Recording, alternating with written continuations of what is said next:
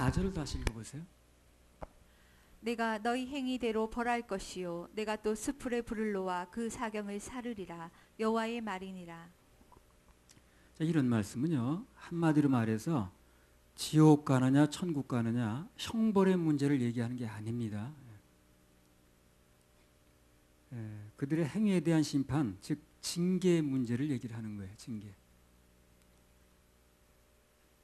그래서 일단 구원을 받아서 하나님 자녀가 됐으면 그 뒤에 일어나는 일이 어떤 일이 됐든 간에 그때는 형벌의 문제가 아닌 거예요. 징계의 문제로 해석하면 됩니다. 그럼 해석이 정확해요. 이걸 해석을 잘못하다 보니까 그러니까 뭐 구원 받은 뒤에 또 뭐 이게 다 잃어버리는 거 아니냐, 뭐 또 그냥 뭐 뺏기는 거 아니냐 이런 식으로 하는데, 구원 받은 사람의 형벌이 아니라 징계의 문제입니다. 물론 그 징계 중에는 육신을 멸하고 데려가는 징계도 있어요. 굉장히 센 징계죠. 그래도 징계에 그느냐, 형벌의 문제가 지옥 보내는 게 아니기 때문에. 형벌이라는 것은요, 그 형무소 가서 벌 받는 건데, 그게 그렇죠. 간단히 말하면 지옥 가서 벌 받는 문제는 이제 아니고, 육신의 징계를 받아 데려가는 경우도 생기지만 그런 그 지옥 가는 건 형벌은 아니라는 거예요. 그때 2013년 10월 달에 595회인가요? 군사 10차 성회에서 우리 사역자 중에 한 분이 무슨 이제 보고를 하는 중에 잘못 해석을 하더라고요. 그래서 내가 교자한 적이 있는데 그걸 한 번 더 보도록 하겠습니다. 고린도전 3장 16절 17절. 너희가 하나님의 성전인 것과 하나님의 성령이 너희 안에 거하시는 것을 알지 못하느뇨. 누구든지 하나님의 성전을 더럽히면 하나님이 그 사람을 멸하시리라. 하나님의 성전은 거룩하니 너희도 그러하니라. 그럼 여기서 멸한다는 게 뭘 의미하느냐? 여기서 받은 구원을 잃어버린다는 얘기를 하는 게 아니에요. 지옥 간다는 얘기를 하는 게 아니라 그랬습니다. 그럼 여기서 정확하게 이걸 알려면 여기서 말하는 성전이 뭘 말하는가 그걸 알아야 된다고 그랬죠. 고린도전서 3장 18절 20절. 아무도 자기를 속이지 말라. 너희 중에 누구든지 이 세상에서 지혜 있는 줄로 생각하거든 미련한 자가 되어라. 그리하여야 지혜로운 자가 되리라. 이 세상 지혜는 하나님께 미련한 것이니 기록된 바 지혜 있는 자들로 하여금 자기 괴율에 빠지게 하시느니라 하였고, 또 주께서 지혜 있는 자들의 생각을 헛것으로 아신다 하셨느니라. 여기 보니까 구원받은 하나님의 자녀들의 몸이 성전이라고 그랬습니다. 그럼 죄사함 받은 우리 마음은 지성소가 되는 거예요.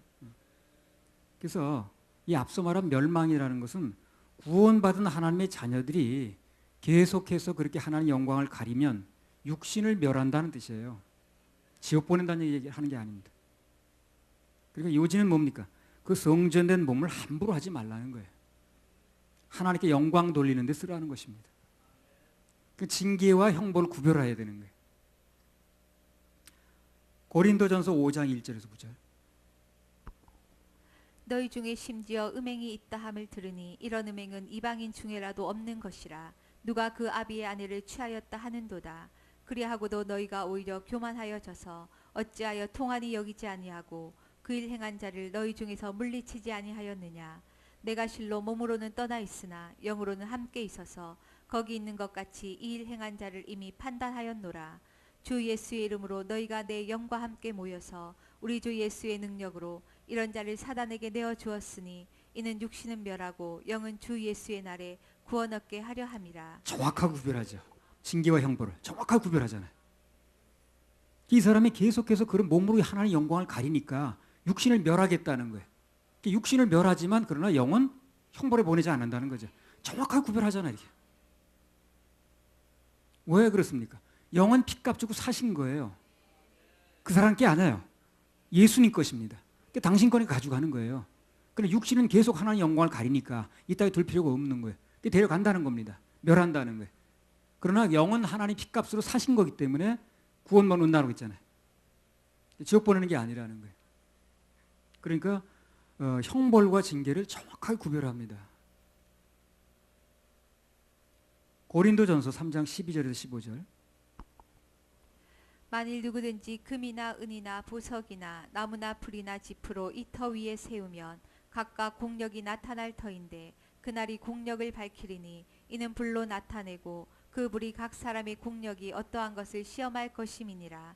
만일 누구든지 그 위에 세운 공력이 그대로 있으면 상을 받고 누구든지 공력이 불타면 해를 받으리니 그러나 자기는 구원을 얻되 불 가운데서 얻은 것 같으리라. 예, 그래서 고린도전서에 나오는 것은 구원에 관한 얘기가 아니고 상급에 관한 얘기가 되는 거예요. 그래서 불 가운데 얻은 구원이라는 얘기 나오는 거예요. 그래서 구원 문제이기 때문에, 상급 문제이기 때문에 그래요. 다시 한번 강조하면 구원받은 하나님의 자녀들이 받는 징계를 그 불신자들이 받는 형벌하고 혼돈하면 안 된다는 겁니다. 누가복음 21장 22절.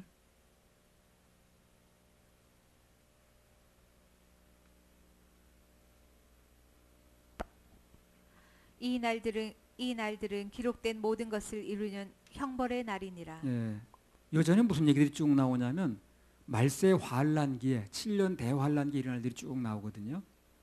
그때 일어날 일은 교회는 들어가지 않습니다. 왜 그렇습니까? 형벌의 날이라고 그랬으니까. 교회는 형벌 받는 데가 아니에요. 징계는 받을 수 있지만. 그래서 이 환란의 기간 중에는 교회는 들어가지 않습니다. 왜? 형벌의 날이라고 그랬기 때문에. 교회는 형벌 받는 데가 아니에요. 형벌로부터 면해진 데입니다. 그 징계는 받을지는 형벌을 받지 않기 때문에 이 형벌의 날은 들어가지 않는 거예요. 7년 대환란은 무슨 날? 형벌의 날. 그 7년 대환란 들어가지 안 들어가요? 안 들어가요? 안 들어갑니다. 형벌의 대상이 아니기 때문에. 이걸 혼동하다 보니까 7년 대환란 기간에 뭐 베리칩 그걸 받으면 지옥 가니 많이 그런 얘기를 하는 거예요. 교회가 환란을 통과하냐 안 하냐 가지고 그 논란이 분분해. 논란이 분분할 게 뭐 있나? 교회는 형벌의 대상이 아니라는데. 자녀가 형벌의 대상이니까 징계의 대상이지. 내 자녀가 잘못하면 때리고 징계할 수 있어요. 그래 형벌의 대상이 아니라는 거예요. 지옥 보낼 대상이 아니라는 거지. 그렇잖아요? 그래서 말세지마를 당한 우리 사명은 오직 영혼 구원입니다. 그래서 자녀를 만드는 거예요. 일단 자녀가 되면 징계의 대상은 될 수 있지만 형벌의 대상이 될 수 없습니다. 교회도 마찬가지. 형벌의 대상이 될 수 없어요. 그러니 7년 대환란 기간은 형벌의 날이라고 그랬잖아요. 그렇죠? 그 형벌의 대상이 아니기 때문에 7년 대환란으로 교회와 관계가 없다는 얘기다. 요 정도만 얘기를 해줘도 뭐 옛거리가 안 되는 거거든 이게. 근데 뭘 그렇게 이걸 복잡하게 그냥 교회가 7년 대환에 들어가니 안 들어가니 뭐 어떤 사람은 중간만 들었다 나오느니 뭐 해가지고 복잡해. 복잡할 게 뭐 있나. 교회는 형벌의 대상이 아니라니까. 1절부터 9절까지 한번 읽어보세요.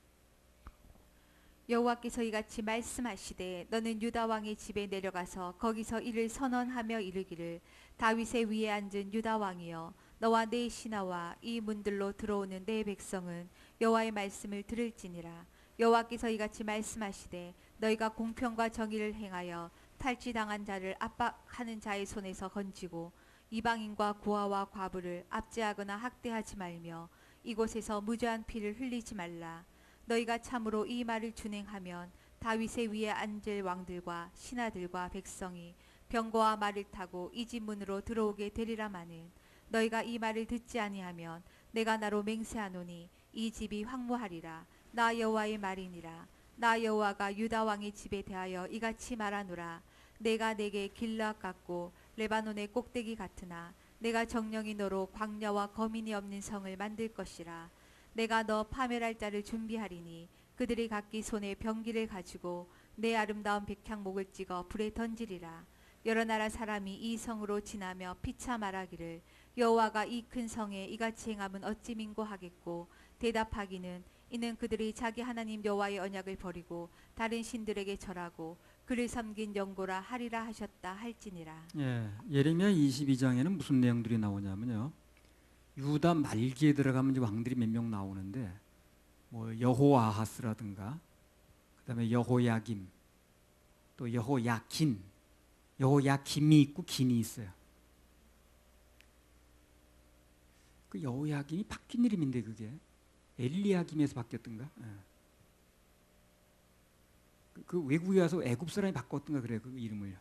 그것도 웃기는 거지. 남의 나라 왕 이름 바꿔놓고 말이야. 이 나라가 약해지니까 그런 거예요. 근데 이 사람들이 그 통치 기간이라는 게 어떤 사람 6개월 뭐 1년 뭐 이렇게 하는데 고기관하게 악을 행하는 거야. 이 사람들이 그렇게 하나님 섬기지 않고 그냥 우상 섬기고 마지막 이제 희망이 없어진 거예요. 그래서 유다 전체가 징계를 받을 것이다 하는 내용들이 쭉 나옵니다. 우울한 내용이죠. 근데 가만히 읽어보면 몇 번 읽어봤거든요. 읽어보면 그런 이제 징계를 받을 거라는 내용이 나오는 건데 그게 가만히 보면 하나님께서 이렇게 말씀하시는 의도가 나와요. 그 의도는 뭐냐면 앞으로 이런 재앙이 기다리고 있는데 이런 징계로 이제 바벨론에 너네들이 포로로 잡혀가고 이렇게 나라가 망할 일이 벌어지는데 그런 재앙이 다 있기 전에 하나님 말씀 들으면 된다 하는 내용인 거예요. 이게. 기회를 한 번 더 주는 거예요. 이 일이 있기 전이니까 아직. 징계의 목적이 있는 게 아니라 예방의 목적이 있는 겁니다. 그걸 읽겠더라고. 이렇게까지 계속 반복해서 예레미야를 통해서 말씀하시는 거는 아직도 기회가 있으니까 지금이라도 돌이키면은 그런 징계를 면하게 해주겠다는 거거든. 문제는 뭐가 문제입니까? 못 알아듣는 게 문제. 그러니까 우리는 막 징계를 한다고 별 얘기를 다 해도요. 그분이 뭐라고 말씀하시든 간에 그걸 가지고 낙심할 게 아니라 그 말씀 속에 들어있는 그분의 마음을 받는 게 중요합니다. 그분의 마음이 무엇인가. 그렇지 않습니까? 다 그렇죠. 누가 무슨 말을 해도 그 사람 말 속에 들어있는 마음을 받는 게 중요하거든. 그래서 그분의 무슨 마음부터 우리가 받고 난 다음에 말씀에 잘 귀를 기울이면 이제 달리 해석이 돼요. 그게. 나는 쭉 읽어보니까 나라가 망한다, 뭐 끌려간다, 뭐 이런 얘기 쭉 나왔지만 그러나 그 마음 속에는 이제라도 늦지 않았으니 돌이키면 징계를 풀어줄 수도 있다는 거예요. 그 당시에 어떤 그 왕들 중에 누군가가 지도자급에 있는 사람이 이걸 빨리 알아들었으면 이 말을. 그래서 이런 얘기 나오잖아요. 이제라도 하나님 말씀만 들으면 계속해서 왕들이 말을 타고 성문으로 들어오게 해주겠다고 그러죠. 이건 계속 왕자를 유지해주겠다는 거죠. 백성들은 당연히 유지되는 거죠. 왕이 유지되니까. 그래서 왕은 계속해서 말 타고 성을 들어오게 해주고 그 다음에 백성들도 계속해서 그 지위를 누리게 해주겠다는 얘기를 하잖아요. 그래서 이제라도 하나님 말씀을 들으면 나라가 망하지 않게 해주겠다는 약속도 해주셨습니다. 그러니까 오늘날 하나님께서 말씀으로 내게 찾아오신다는 것은 재앙을 미리 막아주시겠다는 사인입니다. 그게 사인이에요. 그 사인을 빨리 알아들어야 돼. 그래서 어떤 말씀이 내게 들려지면 그걸 예사로 들으면 안 되는 거예요. 그것은 하나님께 내게 주시는 중요한 사인이 될 수 있는 거예요. 중요한 사인이 될 수 있습니다. 자, 여호수아 2장 15절에서 21절 한번 읽어보세요. 여호수아. 라합이 그들을 창에서 줄로 달아내리우니 그 집이 성벽 위에 있으므로 그가 성벽 위에 거하였음이라. 라합이 그들에게 이르되 두렵건대 따르는 사람들이 너희를 만날까 하노니 너희는 산으로 가서 거기 사흘을 숨었다가 따르는 자들이 돌아간 후에 너희 길을 갈지니라. 두 사람이 그에게 이르되 내가 우리로 서약케 한 이 맹세에 대하여 우리가 허물이 없게 하리니 우리가 이 땅에 들어올 때에 우리를 달아내려온 창에 이 붉은 줄을 메고 내 부모와 형제와 내 아비의 가족을 다 내 집에 모으라. 누구든지 내 집 문을 나서 거리로 가면 그 피가 그의 머리로 돌아갈 것이요 우리는 허물이 없으리라.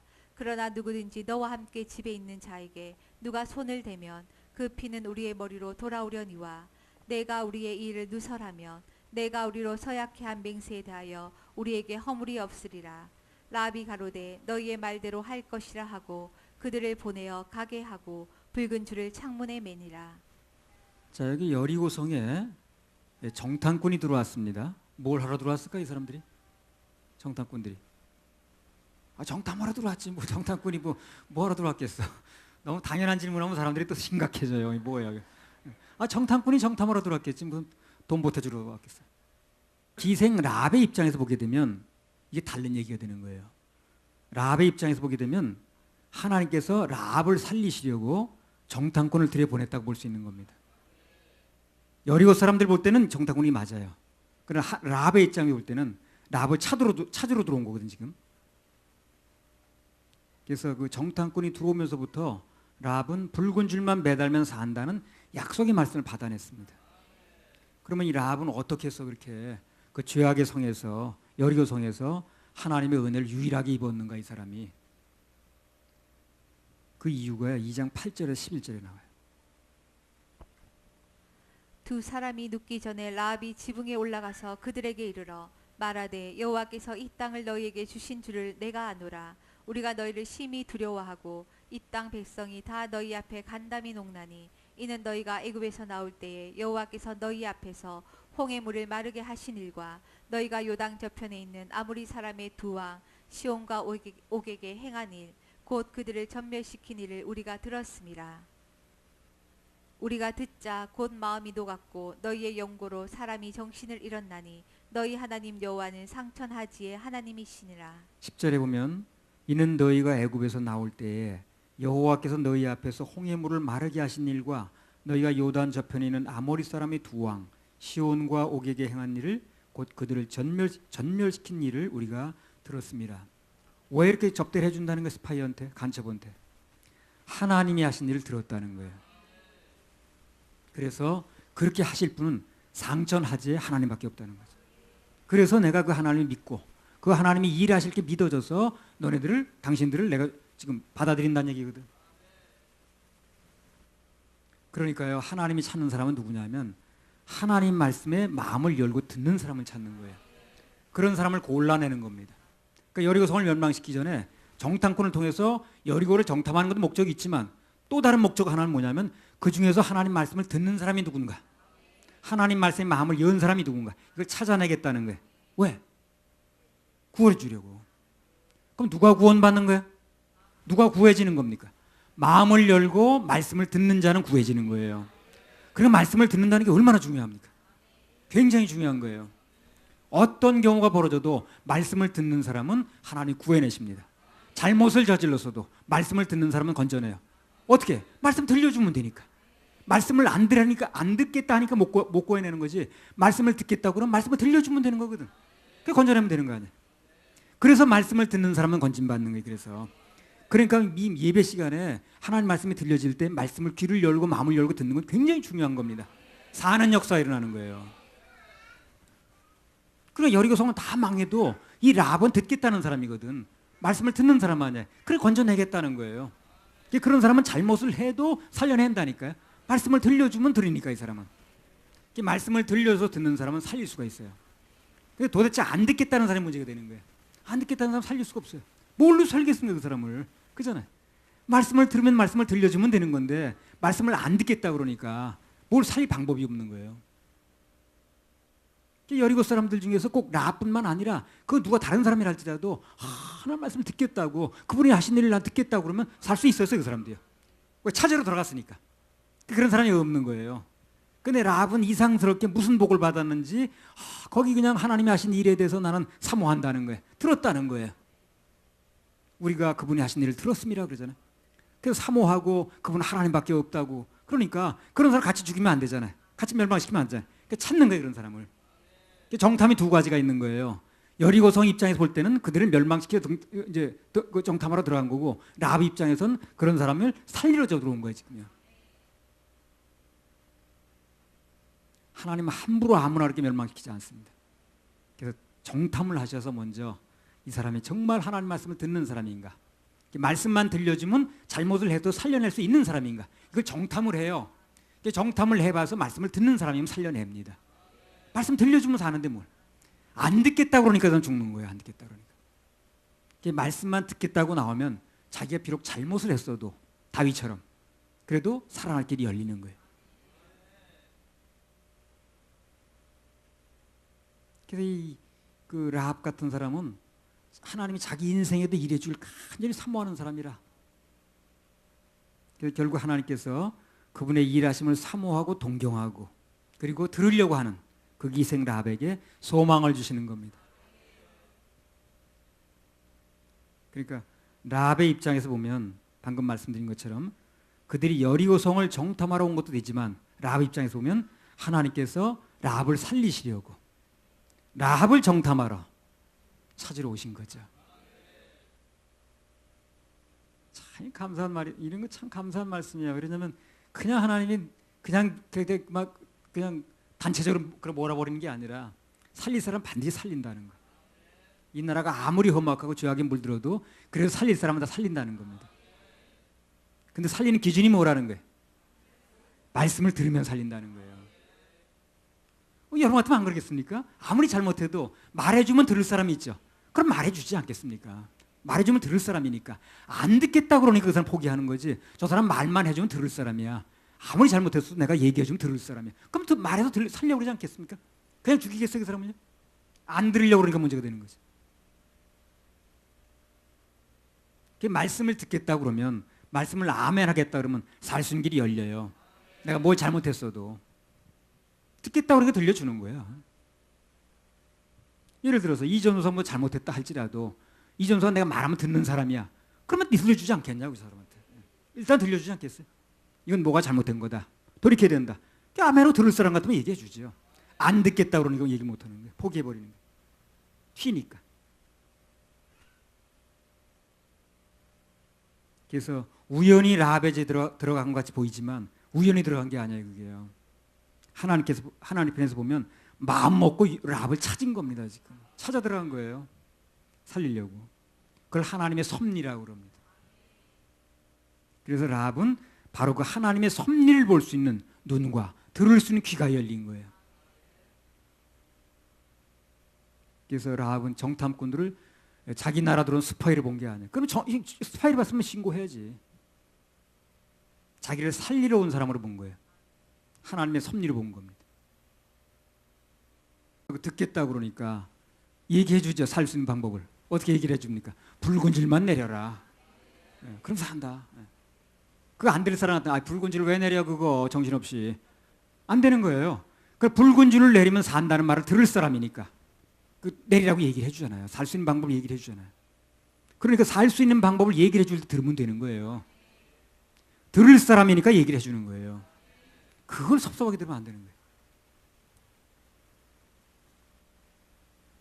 그래서 들으려고 하니까 어떻게 하면 산다는 방법을 얘기를 해주는 거예요. 너희 창문에 붉은 줄을 내려. 그러면 그거 내리면 산다 하잖아요. 만약에 안 내렸으면 어떻게 될까요? 안 들으면. 방법은 얘기해줬지만 죽는 거죠. 얘기를 해줬지만 안 들으면 소용없는 거예요. 얘기를 해줬으면 들어야 되는 거예요. 안 들으면 소용없습니다. 아무리 붉은 줄을 내리라고 얘기를 해줘도 그럼 뭐하러 내려, 그걸. 안 내리면 소용없는 거예요. 문제는 붉은 줄을 보고 살려준다고 그랬지, 라합이 누군가 그 사람 보고 살려주는 게 아닙니다. 나를 보고 살려주는 게 아니에요. 나에게 내려진 붉은 줄, 예수 그리스도의 피를 보고 살려주는 거거든. 정탐꾼을 받아들인 건요, 사람을 받아들인 게 아니야. 지금요, 하나님의 사자, 나를 살려줄 말씀을 받아들인 겁니다. 예배 중에 또는 양육 중에 하나님께서 말씀으로 날 찾아오실 때 나를 직접 겨냥해서 말씀하시든 아주 적나라하게 말씀하시든 간접적으로 말씀하시든 나를 통해서 말씀하실 때는 괜히 시험 들지 마세요. 가지고요. 이 시간에 하나님께서 나를 정탐하고 계시구나. 이유는 살려주시려고. 그리고 아멘 하셔야 됩니다. 그럼 수지 많은 일이 벌어지는 거예요. 수지 많은 일이 벌어집니다. 자, 예레미야 22장 10절에서 12절. 너희는 죽은 자를 위하여 울지 말며 그를 위하여 애통하지 말고 잡혀간 자를 위하여 슬피 울라. 그는 다시 돌아와서 그 고국을 보지 못할 것임이니라. 나 여호와가 유다 왕 요시아의 아들 곧 그 아비 요시아를 이어 왕이 되었다가 이곳에서 나간 살룸에 대하여 말하노라. 그가 이곳으로 다시 돌아오지 못하고 잡혀간 곳에서 죽으리니 이 땅을 다시 보지 못하리라. 10절에 보면 너희는 죽은 자를 위하여 울지 말며 그를 위하여 애통하지 말고 잡혀간 자를 위하여 슬피 울라. 그는 다시 돌아와서 그 고국을 보지 못할 것입니다. 한마디 말은 뭡니까? 죽을 거 걱정하지 말고 죽지 않고 살아서 고생할 거 염려하라는 거예요. 그 말이죠. 죽은 자의 슬피 울 게 아니라, 이미 죽어서 고통 끝난 사람한테 울 게 아니라 살아서 지금 고생할 사람을 위해 생각하라는 거죠. 이 말씀은요, 오늘을 사는 우리들에게 중요한 메시지가 있습니다. 사람들은요, 죽을까 봐 걱정은 많이 해. 안 죽어야 되는데. 그러나 정작 그 죽음 뒤에 오는 정작 죽음만 못하는 삶이 있는데 그걸 생각을 안 해. 죽는 건 신경을 쓰는데 정말 죽음 뒤에 영원한 죽음만 못하는 삶이 기다리고 있다는 거, 이걸 신경을 안 쓰더라고. 영벌이 기다리고 있다는 걸 몰래. 육신이 죽을 거 걱정하기 전에 영원히 어디서 살 것인가, 그걸 걱정해야 돼요. 그거 걱정해서 우리는 사역하는 거예요. 그 걱정해서 사역하는 겁니다. 마가복음 9장 47절 48절.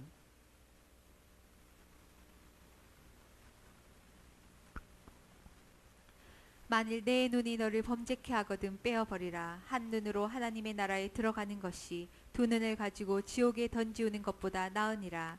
거기는 구더기도 죽지 않고 불도 꺼지지 아니하느니라. 구더기도 죽지 않는다는 말 속에 무슨 말이 들어있습니까? 거기선 죽지 않는다는 거예요. 그러니까 사후의 세계는 죽는 세계가 아니에요.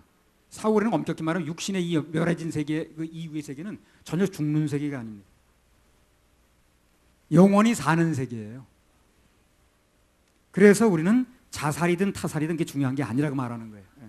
왜 그렇게 말합니까? 자살로 죽었던, 타살로 죽었던, 병들어 죽었던, 교통사고로 죽었던, 목매달아 죽었던 죽는 게 아니라니까요. 그게요. 죽는 게 아니에요. 사람 편에서 볼 때는 오늘 갑자기 사람이 없으니까 섭섭할지 모르지만 하나님 편에 볼 때 그 사람이 죽은 게 아니에요.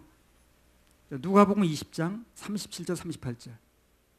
어쩌면 그렇게 신학 박사도 모르고 이걸 많이 배운 사람이 모를까 이걸. 누가복음 20장 37절 38절. 죽은 자의 살아난다는 것은 모세도 가신 나무 떨기에 관한 글에 보였으되 주를 아브라함의 하나님이요 이삭의 하나님이요 야곱의 하나님이시라 칭하였나니. 예. 그러면 야곱의 입장에서 볼 때는 아브라함은 죽은 사람이죠. 하나님 보실 때는 다 살아있는 거예요. 죽은 사람이 아니라니까. 하나님 앞에서는 아무도 죽은 사람이 없어요. 우리가 볼 때는 그 사람이 자살로 죽었어, 아니 병들어 죽었어, 뭐 누가 칼로 찔러 죽였어, 구분하지요. 하나님 보실 때는 그 사람이 어떻게 죽었든 아무 관계가 없는 거예요. 왜 그렇습니까? 죽은 게 아니니까. 죽은 게 아니라니까요. 사람들 볼 때는 육신이 눈앞에서 없어지니까 아, 그 사람 죽었구나, 없어졌구나. 없어진 게 아니에요. 그리고 이제 자살이라는 게 어느 날 멀쩡히 있던 사람이 병들어 죽은 것도 아니고 갑자기 죽으니까 섭섭하지요. 충격이죠. 사람이 충격을 받을 뿐이지 하나님 보실 때는 똑같습니다. 똑같아요. 왜 똑같습니까? 죽은 게 아니니까. 하나님 앞에 다 살아있는 그 사람이. 하나님 앞에 모든 사람이 살아있다고 그러잖아요. 하나님에게는 모든 사람이 살아있느니라. 그럼 아브라함이 죽었는데 어떻게 살아있냐는 말이지. 사람 보기엔 죽은 거예요, 사람이. 그러나 하나님 보실 때는 아브라함도 살았고 시대를 걸러서 야곱도 살았고 이삭도 살아있는 거예요. 다 하나님 살아있는 거예요. 그래 그 사람이 어떻게 죽었느냐 관계없는 게 하나님 앞에는 다 살아있으니까 지금. 그걸 뭘 그냥 죽은 방법에 따라서 자살의 방법을 죽었으면 무슨 용서를 못 받고 뭐 그건 사람 얘기라. 하나님 죄송할 때 똑같은 거예요. 그 사람이 죽은 게 아니라니까. 어차피 하나님 보실 때 다 살아있는 거예요. 지금 그 사람이. 그러니까 뭐 방법이 자살 목매려 죽었든 아니면 교통사로 죽었든 간에 관계가 없는 거예요. 다 살아있으니까 지금. 문제는 뭐가 문제입니까? 그 뒤에 어디서 살 것인가 문제가 되는 거예요. 죽지 않는 살아있는 몸을 맞는 건 맞는데 그 살아있는 몸으로 부활된 몸으로 어디서 영원히 사느냐가 문제인 거예요. 지금요. 그걸 하나님 관심 있는 거예요. 지금요. 죽는 방법이 문제가 아니라 사람은 뭘 자살해 죽었나 무슨 타살해 죽었나 무지무지 따지죠. 그거요. 하나님 병들어 죽었든 늙어 죽었든 관계가 없어요. 그게 중요한 게 아닌 거예요. 다 살아있으니까. 그 사람이 살아있을 때 뭘 믿었느냐 그거에 따라서 결정되는 건데 영원히 어디 가서 영원을 사느냐 죽지 않는 몸으로 이게 중요한 거예요. 지금요. 그걸 가지고 둘째 사망 뭐 무슨 사망이 나누는 거예요. 지금요. 그래서 우리는 죽는 방법까지 따지지 않는 거예요. 그래서요. 하나님 관점에서 볼 때 전혀 문제가 안 되니까 그게. 이걸 모르니까 사람들이. 그러니까 그냥 죽음 뒤에 영원한 세계도 생각도 안 하고 하나님 무슨 관점에 보는지를 모르니까 그냥 죽는 방법만 물고 늘어져. 아 자살해 죽으면 안 되고 그건 교통사로 죽으면 되는 거예요? 남 죽이면 되는 거예요? 늙어 죽는 건 괜찮아? 그것도 억울하지. 병들어 죽는 건 편안한 겁니까? 그것도 고통스럽지. 다 안 되는 거예요. 그러나 하나님 앞에서 볼 때는 육신은 죄의 몸으로 멸해질 수밖에 없지만 죽은 게 아니라는 거예요. 어떤 방법으로 죽었든 하나님 앞에 죽은 게 아니에요. 하나님 앞에 죽은 사람이 없다고 그러잖아요. 그러니까 아브라함도 살아있는 거고 이삭도 살아있는 거고 야곱도 살아있는 거예요. 지금 우리가 볼 때는 아브라함이 살아있는 거 아니죠. 이삭이 살아있는 거 아니죠. 야곱도 죽었죠. 하나님 보실 때 다 살아있는 겁니다. 그리고 그 당시 어떤 방법으로 이 사람이 육신이 멸해졌는지가 관계가 없다는 거예요. 어차피 육신은 멸해지니까.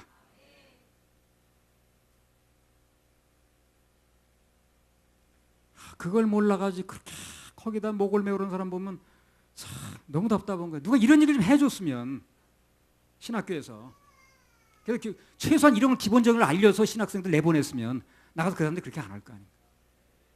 그러니까 그냥 한 윤리 도덕에 찌들어가지고 사람들이 아주 윤리 도덕에 찌들었어. 그건 윤리에 어긋나는다는 거야. 도덕이 어긋난다는 이 얘기만 따지고 앉았네. 지금 목숨 걸어 아주 거기다. 목사들이 전부 그러고 앉았으니 거기서 무슨 어디 가서 제대로 된 얘기 들을 거냐고. 목사가 그러는데. 그러니까 우리 눈앞에 보이는 가짜 그 사이비 죽음의 일생을 걸 게 아니에요 지금요. 사이비 죽음의 일생을 뺏기고 살아갈 게 아니고 오히려 그 뒤에 있는 영원한 죽음, 둘째 사망을 염두에 둬야 됩니다. 그걸 피할 준비가 뭔가 하는 걸 알아야 되는 거예요. 그게 현명한 자의 태도고 삶입니다. 그래서 대부분의 사람들이 보면 그런 얘기를 안 하고 그냥 육신의 눈앞에 없어지는 그 삶이 그 육신이 어떻게 없어지냐 이걸 자꾸 따지는 거예요. 자살로 없어진 거야? 아니면 무슨 뭐 약 먹어서 없어진 거야? 아니면 무슨 뭐 교통사고로 없어진 거야? 병들어 없어진 거야? 이것만 따지고 앉았는 거예요. 병들어 없어지든 자살로 없어지든 육신은 일단 죽으면 다 무덤에 묻든가 불에 태우든가 없어져 버립니다. 그럼 하나님 앞에서 아무 죽은 사람이 없는 거예요. 나중에 다 살려냅니다. 어디 가서 사느냐만 달라지는 거예요. 영벌이냐 영생이냐. 그 영원히 사니까 영벌이에요. 기한 있으면 영벌이 아니지. 영자 길영자 아닙니까? 그 영원히 사니까 영생이고 영원히 벌을 받으니까 영벌이에요. 둘 다 영원히 삽니다. 그렇죠? 그래 영벌을 받는 거 아니겠어요? 그러니까 하나님 앞에 죽은 게 아닌 거예요. 이걸 가지고 그 육신이 어떤 방법으로 눈앞에서 없어졌냐 가지고 우리 사람들 따지는 거예요. 16장 22절에서 25절. 이에 그 거지가 죽어 천사들에게 받들려 아브라함의 품에 들어가고 부자도 죽어 장사되매 저가 음부에서 고통 중에 눈을 들어 멀리 아브라함과 그의 품에 있는 나사로를 보고 불러 가로되 아버지 아브라함이여 나를 긍휼히 여기사 나사로를 보내어 그 손가락 끝에 물을 찍어 내 혀를 서늘하게 하소서. 내가 이 불꽃 가운데서 고민하나이다. 아브라함이 가로되 예 너는 살았을 때에 내 좋은 것을 받았고 나사로는 고난을 받았으니 이것을 기억하라. 이제 저는 여기서 위로를 받고 너는 고민을 받느니라. 자 보세요. 여기 부자와 거지 나사로가 오늘 죽었습니다. 그렇죠? 눈앞에서 없어졌어. 땅에 묻었던가 뭐 어떻게 했겠어요. 그게 세상에서는 없어진 것 같았는데 죽은 것 같았는데 그게 끝이 아니죠. 끝이 아닙니다. 끝이 아니라는 걸 사람들이 모르니까 성경에 기록한 거예요. 끝이 아니에요. 그 세계가 어떻게 되는가 얘기를 하는 거예요. 지금요. 사람들 그 후세계 모르잖아요. 지금요. 무덤에 묻었으면 끝난 줄 알지 그 후세계가 어떤지 모르잖아요. 그 후세계가 어떻다는 걸 얘기를 해주는 거예요. 지금 성경에. 그래서 그 육신의 죽음 뒤에는 육신이 눈앞에서 없어졌는데 땅에 묻었는데 영원한 현실이 기다리고 있는 거예요. 그러니까 그 부자가 병들어 죽었든 교통사고로 죽었든 목매달아 죽었든 그게 중요한 게 아니죠. 지금요. 그 후에 어떤 삶을 사느냐 중요한 거죠. 그렇잖아요. 그 부자가 어떤 식으로 죽었느냐 중요한 게 아니잖아요. 지금요. 병들어 죽었는지 뭐 아니면 뭐 목매달아 죽었는지 어떻게 죽었는지 그게 중요한 게 아니잖아요. 지금요. 그 뒤에 어떤 삶을 사느냐가 중요한 거예요. 어디 가서 영원히 있느냐가 중요한 거예요. 그게 알맹이입니다. 껍데기를 자꾸 늘어지면 안 되는 거예요. 맨 껍데기만 자꾸 늘어지는 거예요. 정말 필요도 없는 얘기.